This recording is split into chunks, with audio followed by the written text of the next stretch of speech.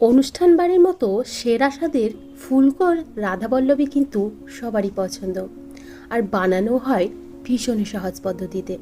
সামনেই তো পুজো, একদিন তো বানাতে হবে, তাই কি না? তাহলে রেসিপিটাও তো দেখে নিতে হবে।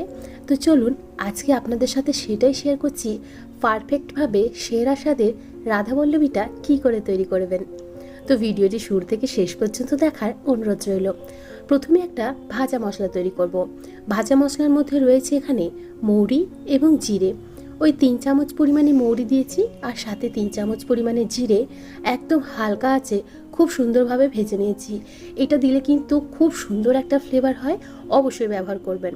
এখন প্লেটের মধ্যে নামিয়ে রাখছি, ঠান্ডা হয়ে গেলে গুঁড়ো করে নেব।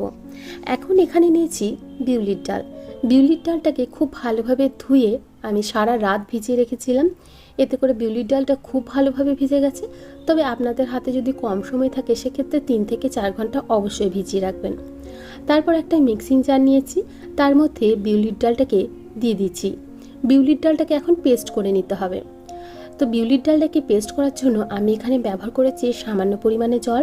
তবে খুব বেশি জল ব্যবহার করবেন না, সামান্য জল দিয়ে বিউলির ডালটাকে খুব ভালোভাবে পেস্ট করে নিয়েছি। তবে একদম ফাইন পেস্ট করিনি, একটু দানা দানা রেখেছি, এতে করে খেতে ভীষণ ভালো লাগবে। দেখুন একটু দানা দানা রয়েছে। এখন আমি এখানে একটা মশলা তৈরি করে নেব। আমি এখানে আদা আর কাঁচা লঙ্কা খুব ভালোভাবে পেস্ট করে নিয়েছি। এটা আমাদের পুড়েও লাগবে, এমনকি ময়দার মধ্যেও ব্যবহার করব। তবে একটু বেশি পরিমাণেই করেছি, আপনারা নিজেদের পরিমাণ অনুযায়ী এখানে মশলাটা তৈরি করে নেবেন। এটা যেহেতু নিরামিষ, আর কোনো কিছুর প্রয়োজন পড়বে না, শুধুমাত্র আদা এবং কাঁচা লঙ্কা। এখন ময়দাটা মেখে নেব। আমি এখানে নিয়েছি 2 কাপ পরিমাণে ময়দা, তবে আপনারা নিজেদের ইচ্ছে মতো নিয়ে নেবেন। দিয়ে দিলাম এখানে সামান্য পরিমাণে লবণ, আর দিচ্ছি 1 চামচ পরিমাণে গুঁড়ো করা চিনি। দিচ্ছি এখানে হাফ চামচ পরিমাণে আদা কাঁচা লঙ্কার পেস্ট, এবং যে ভাজা মশলাটা আমরা তৈরি করে রেখেছিলাম সেটা গুঁড়ো করে তারপর দিয়ে দিলাম। দিয়ে দিচ্ছি এখানে 2 চামচ পরিমাণে বিউলির ডালের পেস্ট। ভেতরে তো পুর থাকবেই, তবে ময়দার মধ্যে যদি এই সমস্ত উপকরণগুলো দিয়ে তারপর রাধাবল্লভী তৈরি করেন, রাধাবল্লভী হবে সেরা স্বাদের। তো দেখুন খুব ভালোভাবে সমস্ত উপকরণগুলো একসাথে প্রথমে মিশিয়ে নিচ্ছি। যেহেতু বিউলির ডালটা দিয়েছি তাই একটু আমি এখানে মেখে নিলাম। তারপর সামান্য জল দিয়ে আমি এখানে একটা ডো তৈরি করে নেব, যেমন আমরা রুটি লুচি পরোটার জন্য ডো তৈরি করে থাকি। তো দেখুন ময়দাটা আমাদের মাখা হয়ে গেছে, এখন একটু রেস্টে রেখে দেবো। তাই একটা কাঁচের বাটি ঢাকা দিয়ে দিলাম। অন্যদিকে আমরা পুরটা তৈরি করে নেব। তো পুর তৈরি করার জন্য একটা প্যানের মধ্যে দিয়ে দিলাম 2 চামচ পরিমাণে সাদা তেল। তারপর দিয়ে দিচ্ছি সামান্য কালো জিরে, সামান্য পরিমাণে হিং।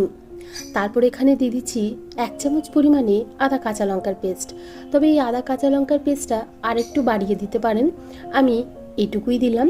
এখন খুব ভালোভাবে সমস্ত কিছু একসাথে মিশিয়ে নিচ্ছি, এবং আদা এবং কাঁচা লঙ্কাটাকে খুব ভালোভাবে অল্প একটু সময় ধরে তেলের মধ্যে ভেজে নেব। তো মশলা আমাদের কষানো হয়ে গেছে। এখন দিয়ে দিচ্ছি যে বিউলির ডালটা আমরা আগে থেকে পেস্ট করে রেখেছিলাম, সেই বিউলির ডালটা একটু ঘন করে পেস্ট করলে আপনাদের খাটনিটা একটু কম হবে। তাই একটু ঘন করে পেস্ট করার চেষ্টা করবেন, মানে কম জল দিয়েই ভালোভাবে পেস্ট করার চেষ্টা করবেন। তো দেখুন খুব ভালোভাবে এখন মশলার সাথে বিউলির ডালটাকে মিশিয়ে নিচ্ছি। আগে কিন্তু আমি লবণ ব্যবহার করিনি, আস্তে আস্তে কিন্তু জলটা শুকিয়ে যাচ্ছে। এখন দিয়ে দিচ্ছি পরিমাণ মতো লবণ, আর যে ভাজা মশলাটা আমরা আগে থেকে তৈরি করে রেখেছিলাম সে ভাজা মশলাটা আমি এখানে ভর্তি করে 1 চামচ পরিমাণে ভাজা মশলা দিয়ে দিলাম। এখন ভাজা মশলাটা দিয়ে খুব ভালোভাবে সমস্ত কিছু একসাথে মিশিয়ে নিতে হবে। তো দেখুন খুব ভালোভাবে মিশিয়ে নিলেই আমাদের পুর একদম তৈরি। তো নামিয়ে নেব এবং ঠান্ডা হতে থাক। অন্যদিকে যে ময়দাটা আমরা আগে থেকে মেখে রেখেছিলাম সেই ময়দাটা খুব ভালোভাবে রেস্ট নিয়ে নিয়েছে। এখন এই ময়দা থেকে আমি একটু লেচিটা কেটে নিচ্ছি।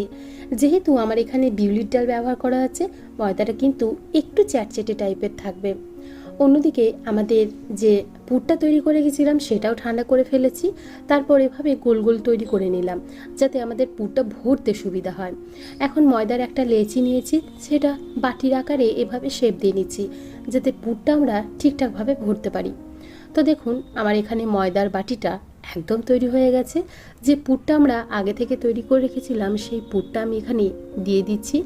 তো দেখুন এভাবে যদি গোল গোল করে রাখেন তাহলে পুরটা খুব সুন্দরভাবে দেওয়া যায়। আর এভাবে একটু হাত দিয়ে চেপে দিলাম, তারপর মুখটা বন্ধ করে দিচ্ছি। তো আমাদের একটা পুর ভরা হয়ে গেছে, এখন বেলে নেব।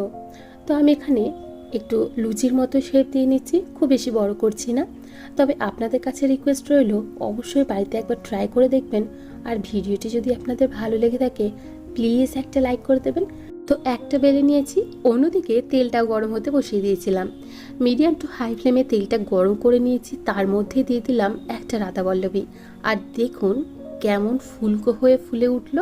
এভাবে কিন্তু প্রত্যেকটা রাধাবল্লভী ফুলকো ফুলকো ফুলে উঠবে। আর ফুলকো রাধাবল্লভী কার না পছন্দ? তো অবশ্যই তাহলে এই পুজোর দিনে একবার এটা তৈরি করেই ফেলুন। খেতে কিন্তু অসাধারণ লাগবে। বাড়ির আত্মীয় স্বজন এমনকি পরিবারের লোকও কিন্তু ভীষণ খুশি হবে। তো প্রত্যেকটা রাধাবল্লভী এখানে একদম ফুলকো ফুলকো ফুলে উঠেছে। আলুর দমের সাথে পরিবেশন করুন। আলুর দমটাও হয়েছে এখানে দুর্দান্ত স্বাদের। আলুর দমের রেসিপি নেক্সট ভিডিওতে আমি শেয়ার করে দেব। এখন দেখিয়ে দিন ভেতরটা ঠিক কীরকম হয়েছে। পুরে ঠাসায় রাধাবল্লভী খেতে অত্যন্ত সুস্বাদু হয়। আজকে তাহলে এখানেই বিদায় জানাচ্ছি। আবারও হাজির হয়ে যাব অন্য কোনো দিন অন্য কোনো রেসিপি নিয়ে। ভালো থাকবেন, সুস্থ থাকবেন এবং ভিডিওটি সম্পূর্ণ দেখার জন্য আপনাদের সবাইকে অসংখ্য ধন্যবাদ। বাই।